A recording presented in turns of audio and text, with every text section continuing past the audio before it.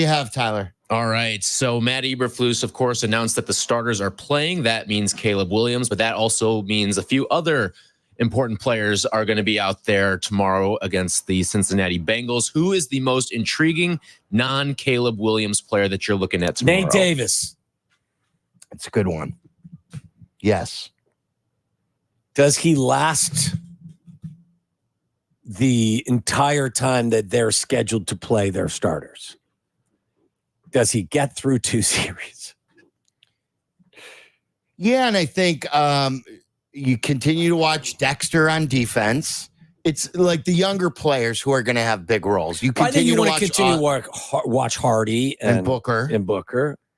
Like it's the younger guys, because I know what I'm going to get from the veteran defensive players. Is Colin Johnson back in action?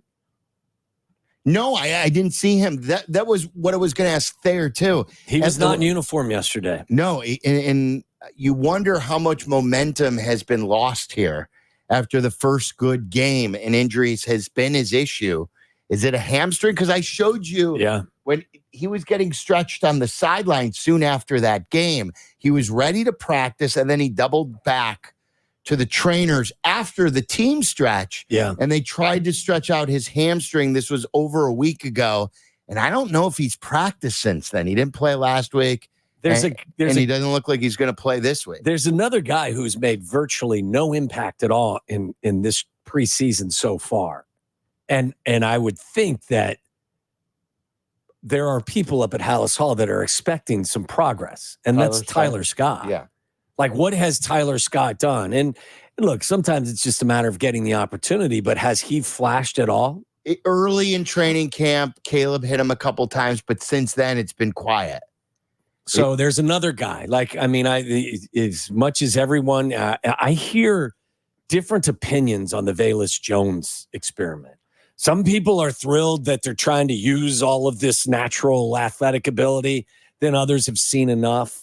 I'm in the I've seen enough camp. And I'm in the show me mode. Like, you really need to prove it and catch stuff before I am buying anything. Like, I've heard some media guys say, oh, he's really his role. This is really taking off.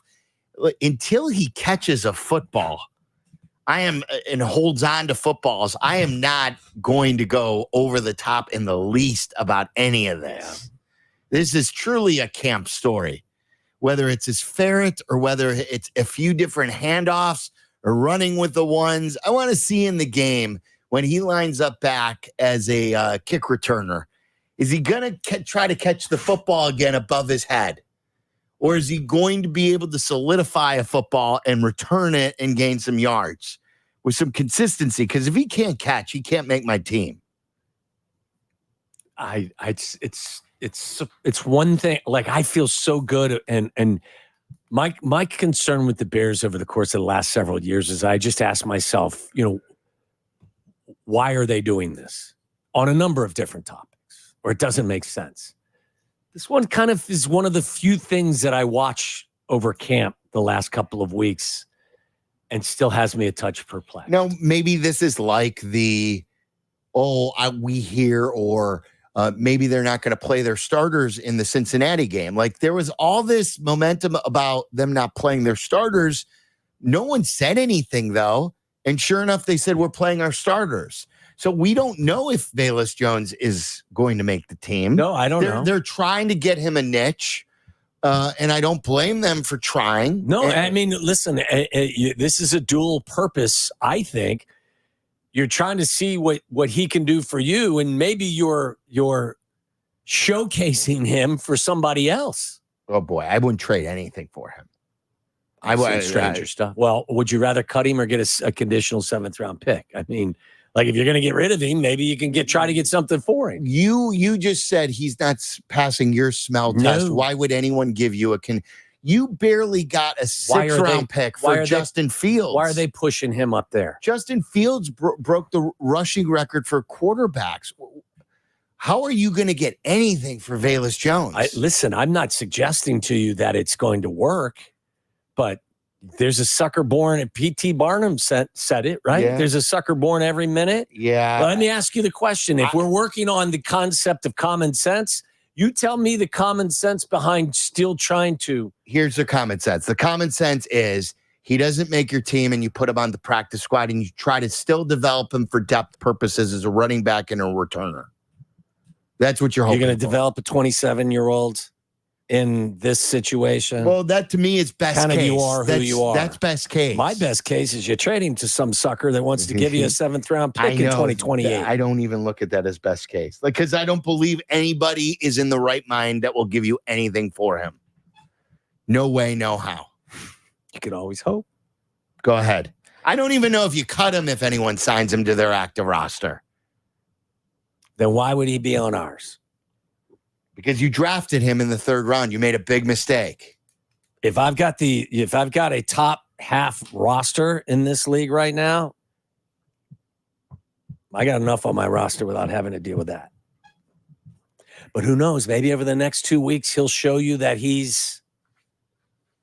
I don't know. You and I see eye to eye on it. We're just not seeing eye to eye about what you could do with him.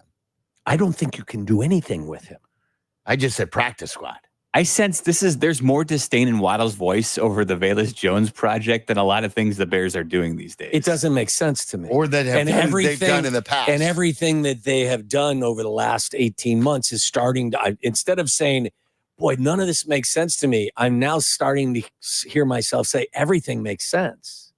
Like, how can Ryan Poles go out there in the offseason and say this is going to be a really difficult roster to make and then justify Velus Jones as one of the 53? Well, now you're starting to get the essence of why I'm kind of perplexed by all this. Is he a better receiver than Tyler Scott? Is he a better receiver than Colin Johnson? I think not. Is he a better running back than Khalil Herbert?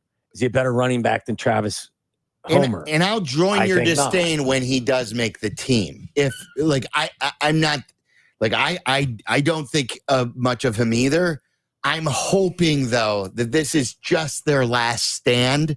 They're trying to make chicken salad right now, and they're doing what they can. Yeah. I will say Joniak brought it up, and after watching him, Ian Wheeler, I might be more disappointed if Jones makes it as a running back over Ian Wheeler at this point. He's a practice about guy. If you've got all of these guys, I've seen 3 years of this. I've seen really none of this. With a team that's deep, and he's not going to play a vital role more than likely, right? Why not, give the opportunity to somebody that may be an upside surprise to you? I'm with you. All right, this was some kind of under the radar news today, but I think it's important because of who the Bears are playing this week, and it's the Cincinnati Bengals. They signed their kicker, Evan McPherson, to a 3-year, $16.5 million deal. Now, we've heard the Ryan Poles side of how he handles his business. He's very intentional about the order of guys getting signed. That's why we saw DJ Moore jump his way to the front of the line, even though he had a little bit of time left on his deal before some of these other guys that are up for some new extensions as well on the Bears. But is this bad form by the Bengals taking care of their kicker, Evan McPherson, while you've got contract issues with guys like Jamar Chase, T. Higgins, and Trey Hendrickson? No, I don't think one has to do with the other. Where does that put him, Tyler, in terms of fifth highest paid kicker? Fifth highest paid, yep. I think they just took care of some business that needed to be done, and I'm here to take care of some business. I don't, and they came to an agreement, and it shouldn't stop them from conducting other football business because they know what they have to do with Jamar. Jamar Chase is awesome, and they're gonna come to an agreement with him, aren't they? I would think so. I would definitely think so. Yeah, they may be quibbling over whether or not he needs to be the highest paid wide receiver. The kicker should not get in the way. I'm sure Jamar Chase believes he should be, whereas the Bengals are probably trying to get him in below Justin Jefferson's number. But if you can save a few dollars here or there to make sure that T. Higgins or Trey Hendrickson is happy, isn't that a little bit more important than signing a kicker? Yes, it's more important, but again, I don't think it affects their salary for him. Or if you need it, if the extra, let's say that he is soaking up an extra $2.5 million, you can find that by stealing from one player to the next, like having somebody restructure and stuff. I mean, when it's that small, Trey Hendrickson may be upset, but he's still got 2 years left on his deal. Yeah. And again, this is where this craziness in the NFL. I don't get it with CeeDee Lamb and Jamar Chase. If this was a quarterback, he would get automatically the number one salary. And Jamar Chase is towards the top, if not the top wide receiver. He's top 5. But they don't want to give him more than Justin. They want to get him just below Justin. There's nuance here. Oh, well, you're not as good as Justin Jefferson. Let's get you below Justin Jefferson. Like, it should be. But with the quarterback, oh, Dak, you're going to get more than anyone's just got. Oh, and Tua, you get this. And, oh, Jared Goff, you get this. They don't care about the quarterback. They just give him automatically the top. With these receivers who Tua are didn't top get 5. the top. Tua didn't get Well, close to it. Right in that ballpark. He didn't He get went above Goff. Well, yeah, like Sylvie's right though. Like the ladder just kept climbing. Like it went They just Goff, climb. and then Trevor Lawrence, And then these guys Tua. with the receivers are like, well, wait a minute now. We can't go, but wait, like with quarterbacks, they bend over. They just take the best salary. With these wide receivers who deserve it, they're quibbling over. They're creating more drama over a couple $1 million a year. But you can live. It's much easier these days to find that next receiver than it is to find that next quarterback. I guess so. But man, Jamar Chase is damn good. Listen, I'm not saying that the Bengals are a better team without him. They obviously really need him. And I think as it's been alluded to by a lot of the Cincinnati reporters, that Joe Burrow has not looked great without Jamar Chase out there. He's had his fair share of struggles. He needs him out there.